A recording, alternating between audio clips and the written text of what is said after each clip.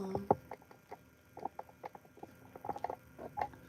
Chit chat, get ready with me. Hello, my name is Felicia Natrice. I am a human and civil rights advocate, and I run a nonprofit organization called Divas Can Manifest.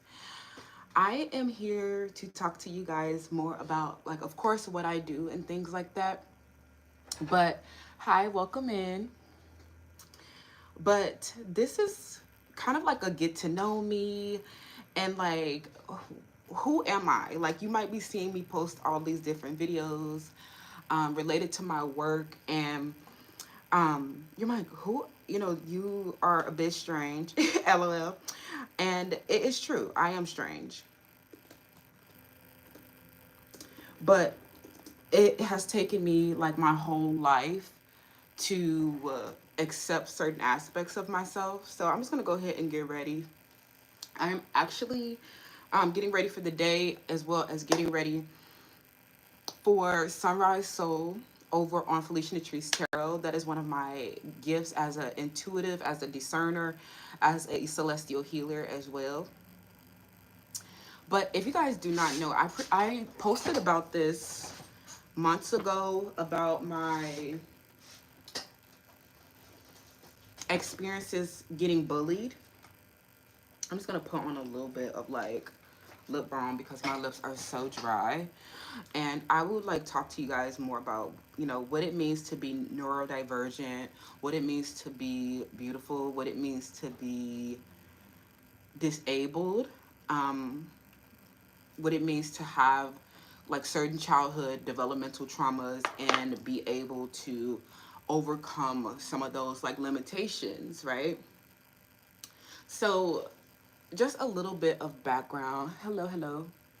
Just a little bit of background about me. I am 30 years old. I just turned 30 on January 11th. I was literally born on a 111 portal, and I think that in itself makes me like neurodivergent because like how many people can actually say they were born on a portal? Like not many people. LOL. So I definitely feel like that I am like a special person. I feel like I am definitely divine AF. I feel like I am a prodigy child. I am the chosen one in my family. I am. I was very lucky and very endowed in my life, and very blessed and very balanced. So, me, I grew up. I'm from Chicago, Illinois, and I was born. I wasn't born in the projects, but we spent a lot of our time in the projects of Chicago. And if you do not know about the projects of Chicago, it is literally a housing program, subsidized housing programs in Chicago where you get housing, affordable housing. But these slums were very prone to violence, drug addiction, and just a lot of misfortune. To be neurodivergent is to literally have a brain that forms and works differently. This could be due to trauma. This could be due to like your genetic, um, your gene expressions. This could literally be like related to a disability, some type of, um, it could be like literally any kind of like anything that may like stop your brain from like from forming certain mechanisms. But being neurodivergent doesn't have to be a weakness. It could be a strength. I am definitely disabled, and I did not become aware of some of my disabilities until I got to higher education. And then I've also have PTSD from some traumatizing experiences. Now, while being, a prodigy, being a chosen child is definitely blessings, but they're also, it's a blessing and a curse. So I've already washed my hands. I'm going to get started with a lot of the drugstore makeup that I recently purchased. And it's just you can find, I'll list it down below, all of the, like a lot of the products that we're using. I most recently got them from the drugstore in a haul over on Shorts. So this is the, I forget what this is the Power Grip Primer, and I'm just using the blue one. This is the one that doesn't have niacinamide in it, just because I'm already wearing niacinamide on my skin this morning. I already put on a niacinamide. So I am someone who have always been an outsider. And growing up, I was bullied and I never felt comfortable talking to my family about my experiences. I don't know why, but I was just really embarrassed by my experiences of getting bullied. I didn't realize I was getting bullied until maybe like middle school, and I believe like around the sixth and seventh grade. Like I remember particularly in like my physical education classes, I was always the last person that got picked to be on the teams. I was always the person. Well, I wasn't that good with the sports anyway, so that could have been the reason why nobody wanted me on their team. But I started to realize more and more how like my neurodivergence actually put me on the outskirts, actually alienated me from my cohort, put me on the outside. I feel like I was just always seen as an outsider and treated as an outsider. And I started to recognize certain like abuse tactics and bullying from my classmates. It started with like making fun of my body, like oh, Felicia has a pie face, or like back then I didn't have this big booty that you see now. People would literally make fun of my body type and say that my butt was flat.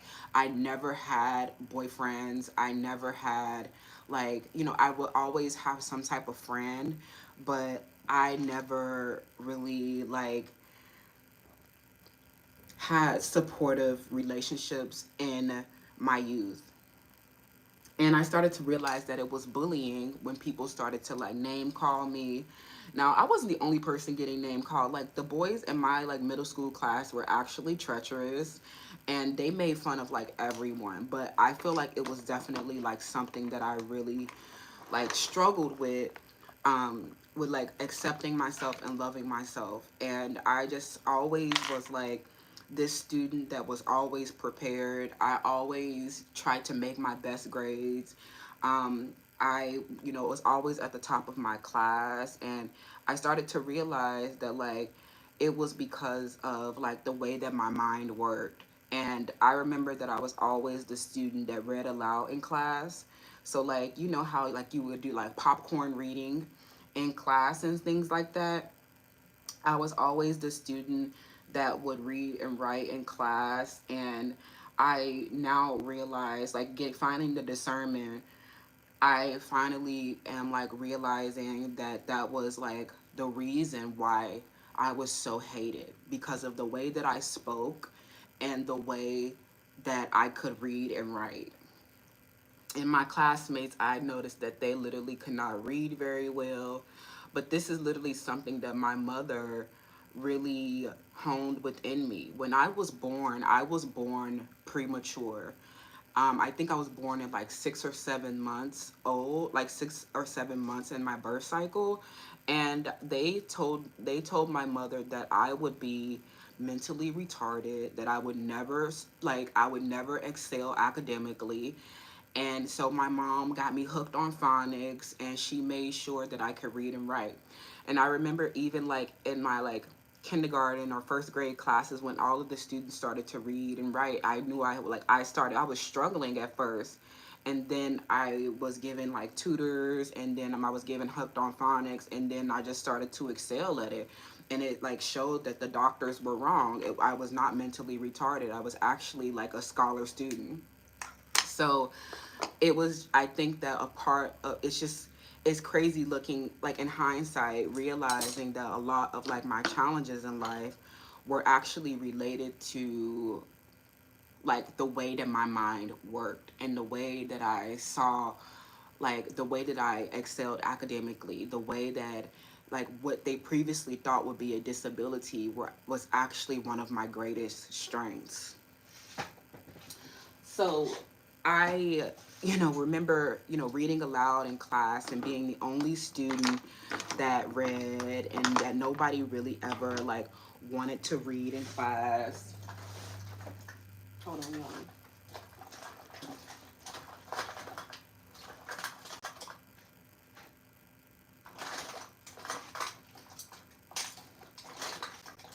And that like this was like a very big thing that alienated me. Like my academic success and the way that my brain functioned actually alienated me from like my classmates. And when I was in my middle school class, I was very I was bullied a lot. And, I would try to make friends here and there, but I never felt like I was truly accepted. I never felt that I had people who actually liked me, especially because the way that they teased me so much about like my shape, my face, and my body. And I just never, and then also like all of the other girls that I used to like be friends with, they were like I was never popular. I was like I wasn't no lame though, but I wasn't popular. I was like I had some friends that were like more accepted than I was. So it was always like that, like I was never chosen by the guys. I was never dated. Like I never had a boyfriend until like I was in like high school. And so like I really internalized those things as a youth. And then, certain things happen where I would always be getting into like these physical fights with people. And I think that's just like a Chicago, inner city Chicago thing where like black children just normalize fighting each other. And I'm just like realizing that still like to this day black people fight so much, and they literally will fight you just for walking in the same space as them. Like imagine a woman like is two, teenage girls in a neighborhood store, and another teenage girl walks in and makes a mistake and bumps into someone, and that turns into a brawl. Like I just now like moving away from that dysfunction, that is not like normal behavior. Like if you see two white girls in a neighborhood store and another white girl walks in and bumps into them or needs assistance in the store, they're not going to like catch an attitude and hate the fact that that other white girl is there. Like that is so weird that black women can't even like be in the same vicinity as one another without feeling as if it's like a competition or that they need to start a whole fight. Like there will be times where I'm literally just like walking down the hallway in school and someone will bump into me intentionally and it would like start this whole fight. And I'm just like, what? Like this shit was actually like thinking back to like my childhood and how like we literally had to fight people growing up just because like just for like existing in the same space. Like I don't know if anybody else can relate to this, but it's kind of like it is so weird to me now, like looking back on that and thinking like imagine like, and even like now being in Houston in this like poor black city, and like seeing how girls will literally act like that. I will see some teenage girls on the train bullying, like quite literally bullying someone just for being there. Like I literally saw this group of black like teenage girls no more than 14 or 15 years old, like five or six girls, bullying this other like she was like I don't know what her she was like racially ambiguous, but I think she her their gender was actually fluid, so I was not able to tell like who this was. So I literally like would see like I literally saw them jump on this girl, and it was like I saw the whole thing. I saw them get on, meet this stranger, and start picking on them out of the blue, and literally find that to be fun, find that to be like entertainment, and normalized like jumping on someone, a whole out brawl. And I'm just like, those were situations that happened to me in my youth. I remember having this friend, right? And this is just like, I think black people's inability to have like a conflict or just like a clash in like personalities, a clash in ideologies, a clash in like just like I don't know, just like being hating that another black person is showing up and doing well was like one of the like most strangest experiences of my life. So I remember having this friend, and she used to come around my home and my family all the time, and we spent a lot of time like after school and hung out while we're at school, and we were both kind of quiet. And then I also like she also had another friend, and then suddenly one day they like turned on me and started like talking about my mom. I recently talked about this, not recently, but a few months ago, I posted a video about how I was bullied in the seventh grade, and a whole entire group of classmates tried to jump on me and pulled out my hair and gave me traction alopecia. I literally will never forget this. They were, I was the type of student that literally, like, I had perfect attendance. I was always on time to school. My mom, at the beginning of every year, we had an allowance to get back to school clothes and back to school supplies. And in hindsight, it really wasn't much at all. Like, we really still did not have like technology or any of the other privileges to our white counterparts, but we still got an allowance to have some new clothes. We usually got our hair done every 3 to 4 months. My mom kept us at micro braids and kinky twists. And looking at the other women in my family, their hair is very thick and very long, and they have a full hairline. And me growing up not realizing that this was traction alopecia was like a whole nother situation. We'll get to that. But I literally got bullied in my class because I was well put together, well spoken, did well, always on time. And that like, now having that discernment, they could tell that I was different. They can tell that my mom is different too. Like, I know that my mom is different, and that we're not like everybody else. My mom is very sweet, but like, the way that they had like tried to outcast me for being different than them. And I also just like, I was also kind of just like shy and introverted on my own as well. And I remember having this friend, and they like suddenly turned on me and started like trying to demean me and my family, right? And every day it was like, I hated coming to school. And I need to remind you, I had already been having fights with people randomly through, I can't even remember why we were even fighting, but I remember having fights with people and realized that these were friends that were like in a subtle power struggle with me. And just like realizing that like a lot of these experiences of violence in my life have been because people just hated the fact that I showed up and was well put together and like could read and write, and that like I studied and tried to perform my best in my classes. And just like being in these impoverished neighborhoods and schools and environments, like them being in a scarcity that literally like put me at like a great risk and endangered my life so much.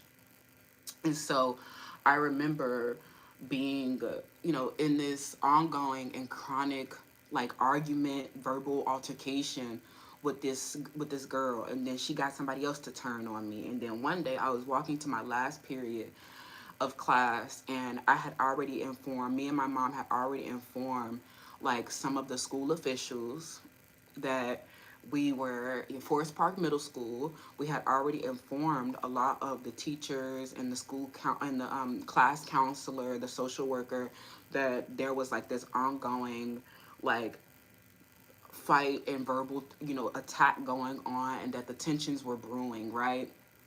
And so one day I was walking to my last class, and one of my bullies, had that same class before me.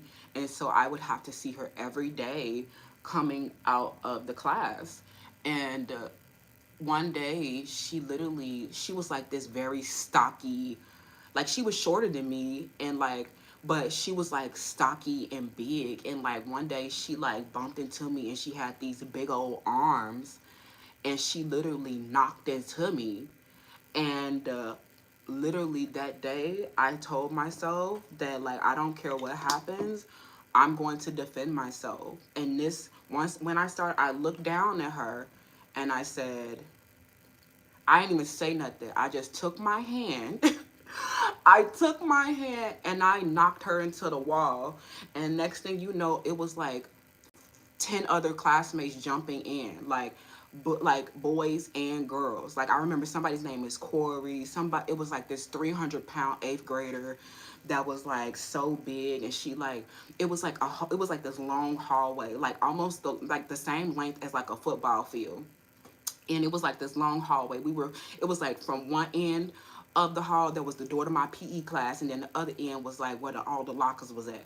And I'm telling you, it was like this huge brawl of people attacking me and bullying me because of for whatever reason. And to me, on that day, they no longer could hide their underlying animosity. This whole entire group of people literally was fighting me. Now I low key was holding my own. Like I literally, the only time I really got knocked down was when this big 300-pound girl came and knocked me down. She pulled out these fresh micro braids that I had just got. And I think that was the really what was triggering people, is that I came to school the day before and I had just got these brand new micro braids. And of course, you know, my hair was growing so long under them braids, under them kinky twists that I had before. And they literally saw like my fresh micro braids, and you know micro's real small, so like if you pull out a lot of the micro braids, it's gonna pull out a lot of your hair, right? So like they literally, and I had just got a new pair of Air Force Ones that my mom used to buy us. Like we used to get a new pair of shoes all the time. I literally don't know how my mom met all of our needs, like with such an abusive father who was kind of like unreliable and had like addictions and things that like, you know, he indulged in at, you know, the expense of his health and our family. But like I literally don't know how we always ended up with like a, you know, looking good and put together, right? But somehow like my mom was able to like keep us together. But anyways, I literally like, you know, I know that these things were really triggering to people. When you show up and your hair is done and they don't have their hair done, when you show up and it shows that your mom cares for you. My mom used to always bring us lunch, like used to always bring us McDonald's, and you know kids love McDonald's. And so like, you know, my mom used to show up and have us lunch all the time, or we would make sure our, you know, our lunch bag was packed and that we had snacks and stuff like that. Like thinking back to it, my mom, you know, I cannot criticize my mom. I know a lot of us black girls, we end up hating our mom and when we get older, but like I have like unconditional love with my mom, and I am she did her best, right? Just like my grandmother did her best. We're all doing our best, whatever. So I just realized like later on in life that like these kids, they did not get new pair of gym shoes. They did not get their hair braided every 3 to 4 months. They did not get McDonald's on the regular. You know what I'm saying? These were things that made people hate us. And my older sister experienced the same things as well. And for being like, my older sister is actually very extroverted. She's like kind of the opposite of me. She's extroverted. She has beautiful hair, full hair, long, thick hair, a beautiful face, just like me.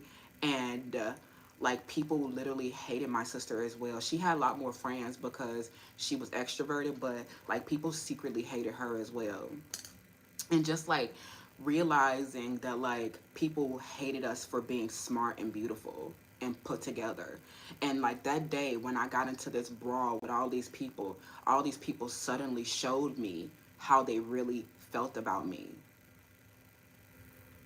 People, best friends that I had, that were, they were coming from out of their classrooms on a whole nother floor to fight me. Some, like I had this friend named Teresa. I later found out that she was involved in the brawl. Like literally boys attacking me, trying to throw me against a locker. A 300-pound eighth grader who I never even talked to before is pulling out my beautiful hair. Suddenly, this one conflict that I had with one girl who was actually just bullying me and was a negative force turned into this entire brawl where I couldn't even finish my class. I couldn't even finish the academic year because it was so unsafe for me to be around them. Later on in my life, you know, when I got to high school and stuff like that, it just made me want to achieve more. It made me want to move away from my impoverished and scarce neighborhoods even more. And I started making even better grades, like literally valedictorian of my high school class, #1. And I was able to get into a prestigious university where all of my, like, where I got a need-based and merit-based scholarship to go to school. I didn't even want to return on my summer breaks. I stayed, at my university during my summer breaks because I didn't even have any reason to come home. So, like, realizing, like, in my life, like, moving through my childhood bullying, it made me feel so alone. It made me feel so, like, alienated from everyone. And now, like, all of those people are clearly losers, right? And I am the one that is experiencing success, right?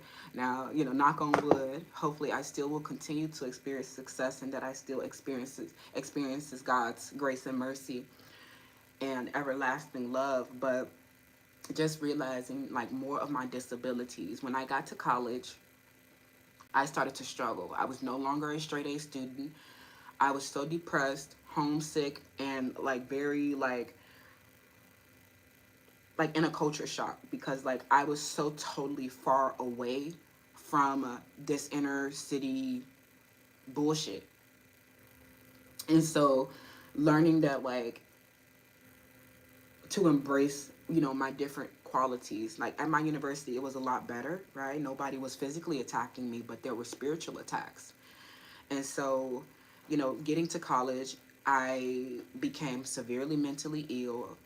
I was hospitalized for suicidal ideation, where I didn't even attend my own graduation. I did not walk. I did walk with my class, but I literally did not. I got a lot of incompletes that year, and I had to finish my last semester another time. And like, I was just not getting the different accommodations that I needed. I learned that I really do have, like, test taking anxiety. So, like, I struggled on a lot of, like, my tests while I was in college, and realizing that my public schools really did not, like, although I was a straight A student, it was still not enough to, like, compare to some of these scholars from all of these different international countries. My university is a very prestigious university. It is a top 20 university in the country. And we are known for being prestigious. We're known for having, like, to be scholars in the medical field as well as other liberal arts.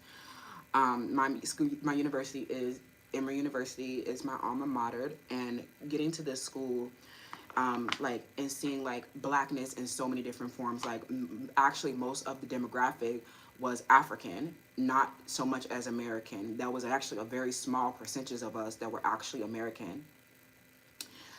1/3 of our class population was Asian American, and they are rich as hell, and they are wizards at math and science.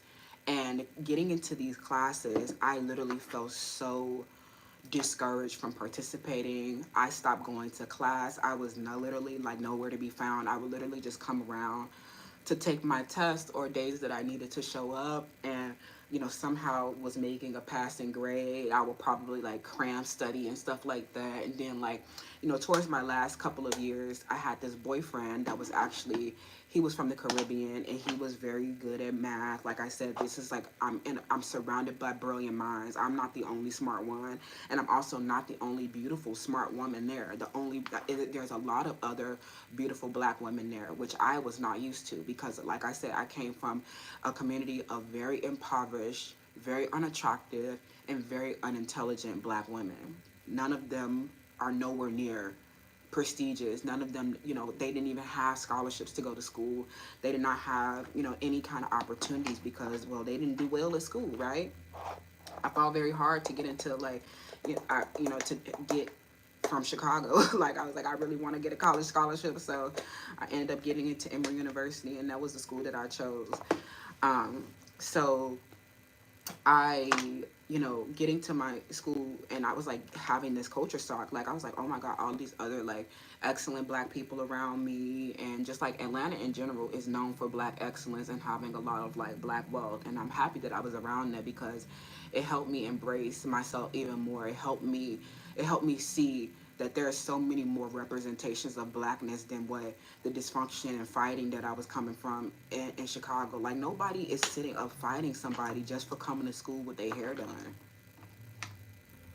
Like we're all here looking good. We're all here trying to be successful, right? So I feel like it was. I got more involved when I was in college, and I definitely found a lot more like minds. I end up getting involved with the NAACP chapter of my school. I end up joining Alpha Kappa Alpha Sorority Incorporated, where there are all other, pretty black girls as well. They end up turning out to be gang stalkers and bullies, but, we're here. um, I started my own organization for peace and love, the chapter for peace and love at my school as well. Was the founder and CEO of, excuse me, was the founder and president of that organization. I was the treasurer of the French Club. I joined a co-ed community service fraternity called Alpha Phi Omega, and so much more. I was the finance chair for the Blacktivism conference 2 years in a row, and we raised over $10,000, and we had amazing keynote speakers, and I just learned so much more and expanded my consciousness so much more, and that helped me embrace myself, embrace my interests, and embrace being different so much more, and help me reflect on these past experiences, help me gain my higher consciousness and my discernment around the bullying I had went through in my childhood developmental traumas. So I definitely like have had some tough life experiences, but it's also because I've had to shift my paradigm so many more times than just like the average student.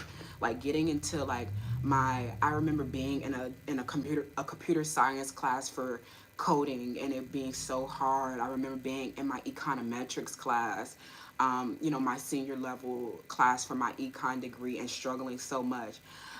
Being an econ math major and getting to this foundations of math class, and literally like it felt like somebody was speaking a different language, and trying to learn mathematical proofs was crazy to me.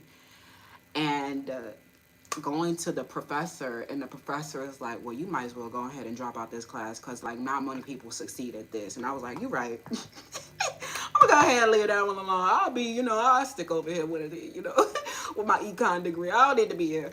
LOL. So just like, just going to having these different experiences, and just like overcoming my disabilities, my handicaps, and my bullying, it starts with just like self-education. You don't even have to go to like no prestigious school. All you need to do is educate yourself and learn that like there are people and environments out there that are more safe than the one you are in.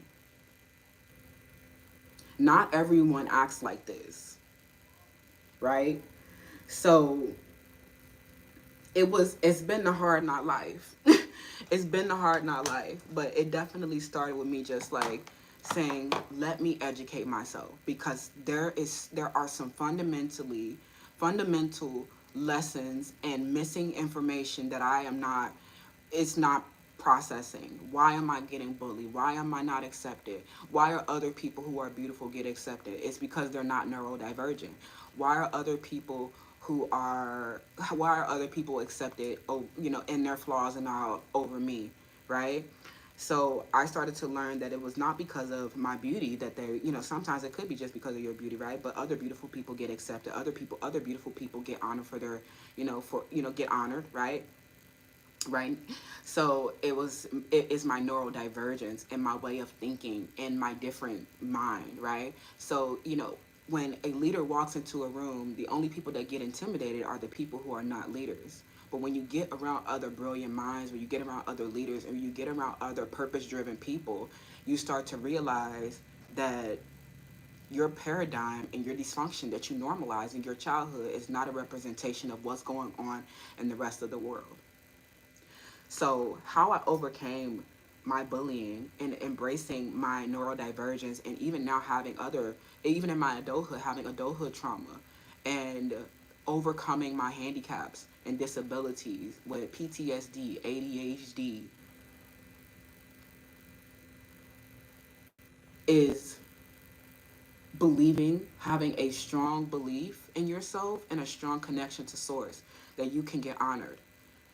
First of all, people think that social media influencers are superficial and they are like these super extroverted people. A lot of the times, social media influencers are quite the opposite. Social media influencers are coming to the internet because they want to make friends. And believing in myself and having the confidence to create something based on my talent, skills, and gifts, I'm so grateful for Felicia Latrice Tarot, because that is the collective that saved my life. Getting to my entry level career, getting harassed in the workplace. It was like every level of my life, there has been new devils, but there also have been opportunities for me to expand and grow. And I've been so grateful to for the experiences, even the traumatizing experiences. I am grateful for.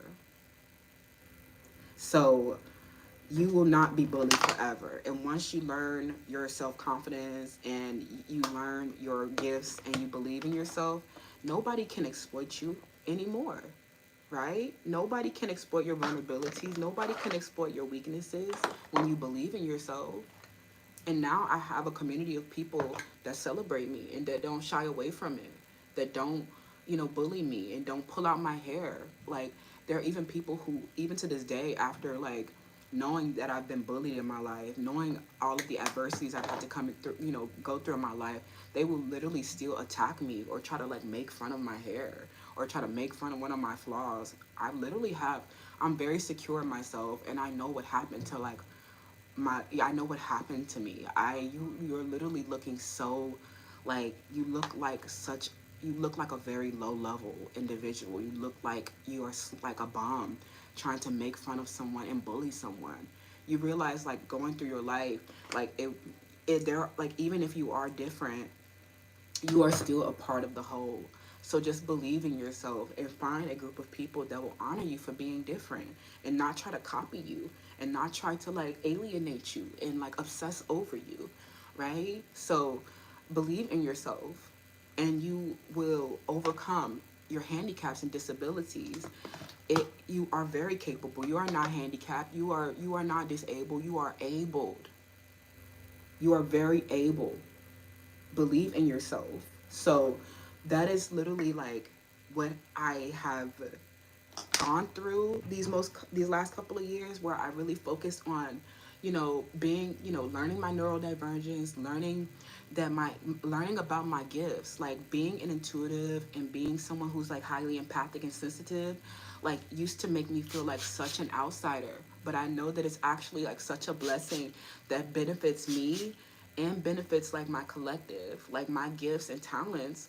They contribute to the whole. I am a part of the whole, even if I am different, even if I'm in the 1%, right? So I I realized that like if I don't get accepted somewhere, I know that there are places that will. I know that my community of friends on my social media account, every time I post and show up and tell them that I need something, someone will help me, right? I remember, especially like when I first started Felicia Latrice Tarot, when I descended into my schizophreniform, which is schizophrenia, delusions, and paranoia for a particular time, right? That makes me disabled. That makes me neurodivergent. That makes me handicapped. That makes me traumatized, right?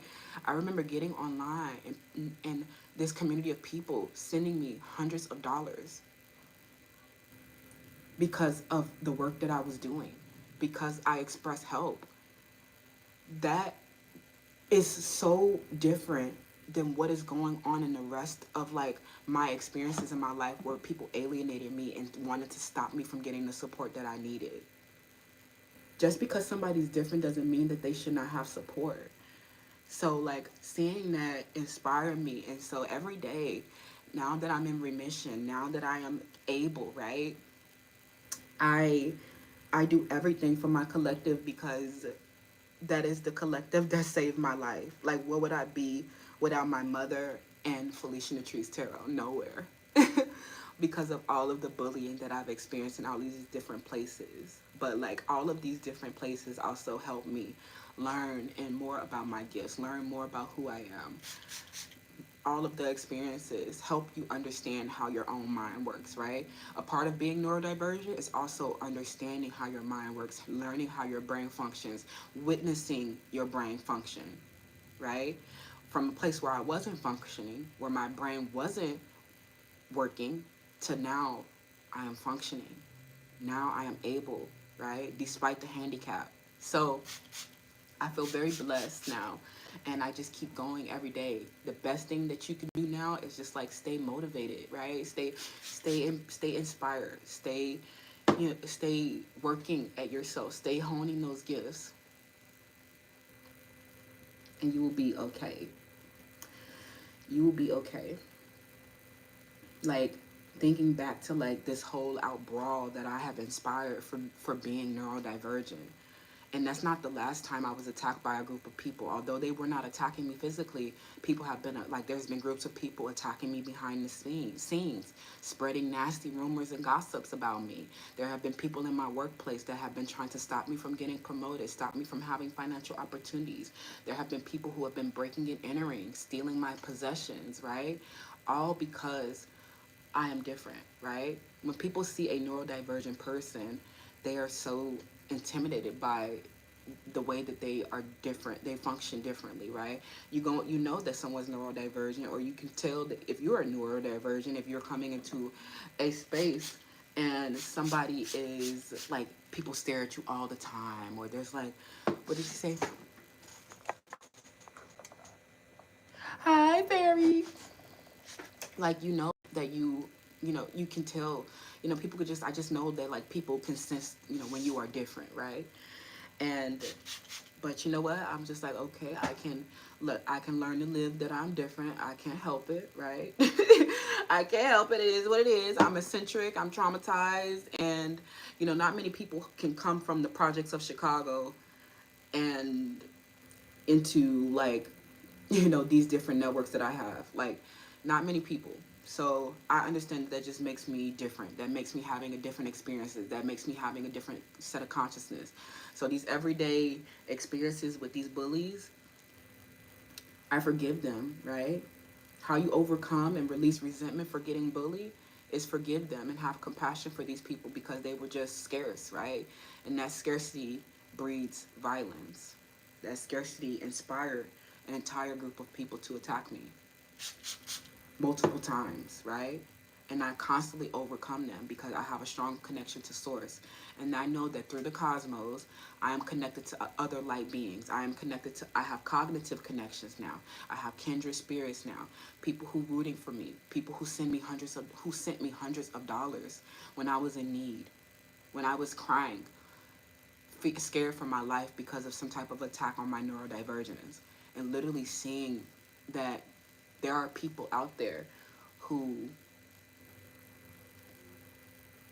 love, who don't choose hate the way that others have. So I am blessed and highly favored, and I have no complaints. So it is what it is, right? It is what it is. Do not fear being different. Embrace what makes you different. Embrace it and get honored for it. And find a way to express it so that people can appreciate you for existing. You are not alone. So many members of our collective at Felicia Latrice Tarot have expressed that they have felt so alone. They have felt so, they feel like they've never, gotten the support that they've needed. That anytime they try to do something, someone is attacking them, that they never get, supported, that people just watch them. You have to believe that your work will reach your target audience, first and foremost. Choose purpose over popularity any day. Like I said, growing up, I was never popular. And it was nothing that I did or said. I could literally show up and not say anything, and I would still not get accepted, right?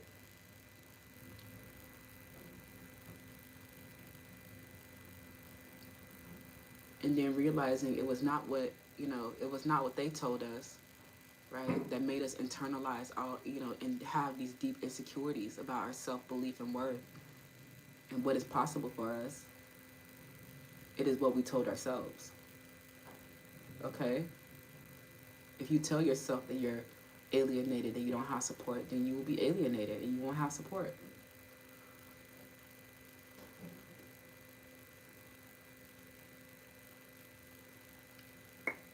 Okay?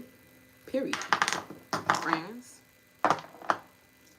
So that's the look for today. I'm about to go get over in Felicia Tree's Tarot for Sunrise. So we're going to read the scripture and we're going to get this day started because we are, in all of our disability and all of our handicap and all of our PTSD, we show up every day and we are very able, we are very capable, okay? I love you guys so much. Thank you for joining this chit chat.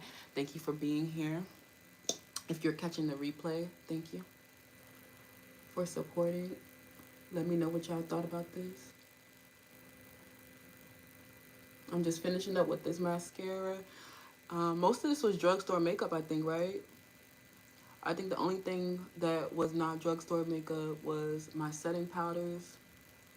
Well, one of my setting powders from MAC and this mascara and my eyebrow pencil. All the rest of you can find at Ulta.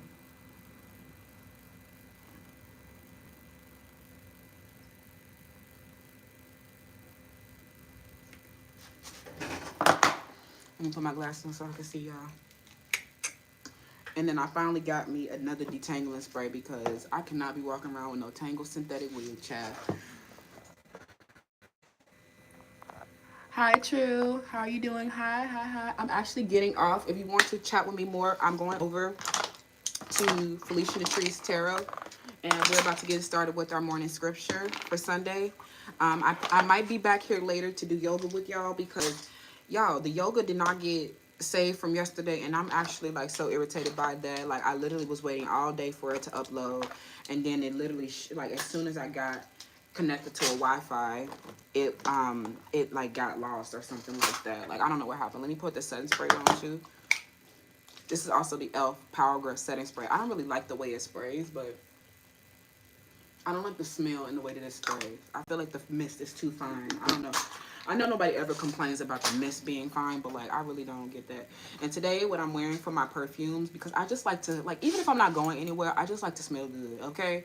I like to smell good. I like to take a shower. I like to do my body scrub. I like to put on my lotions and creams, and I like to put on my ingrown hair serums, and I just like to smell good, y'all, okay? So I'm actually putting on 2 fragrances that you can find in Cosmic Intelligence. That is our spiritual shop.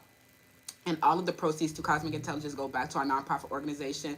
That is why we're doing what we do, because we are here to help women and children at risk. If you're not a woman or a child, well, if you find Divas Can Manifest, you are welcome, okay, friend? So we are definitely, like, here focusing on our health, and I realized that that was a big issue in my life, is that the reason that I didn't have discernment, the reason that I was blocked intuitively is because I had all this trauma on my physical vessel. I had all these health issues, all these different disabilities, and the way that I have been overcoming them have been to empower myself through fitness and a health routine that I can maintain, and focusing on my spiritual well-being as well, and my strong connection to source, and feeling so empowered, feeling so good, and feeling happy after a whole life of depression and bullying. I'm okay. Okay. And I know how to protect myself. So we're here.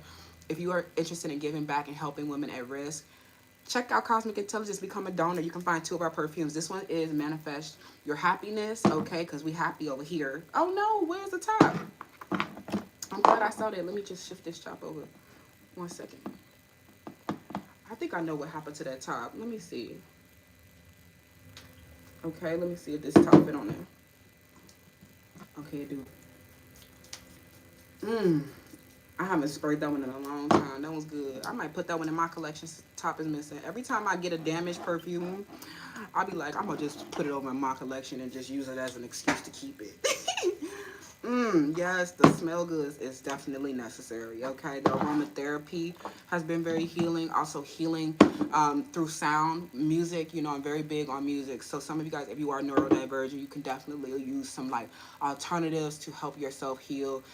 Sound healing is really big. I cannot take a lot of noise. I'm very sensitive to noise, screaming, children screaming. That's why I don't want kids. Like, I literally am very sensitive to sound and smell. So I got to make sure things smell good. I got to make sure things are pleasing to my senses. And that has also been helping me get back in my physical body. But until next time, friends, this is how I'm looking. Am I cute? Am I built to suit?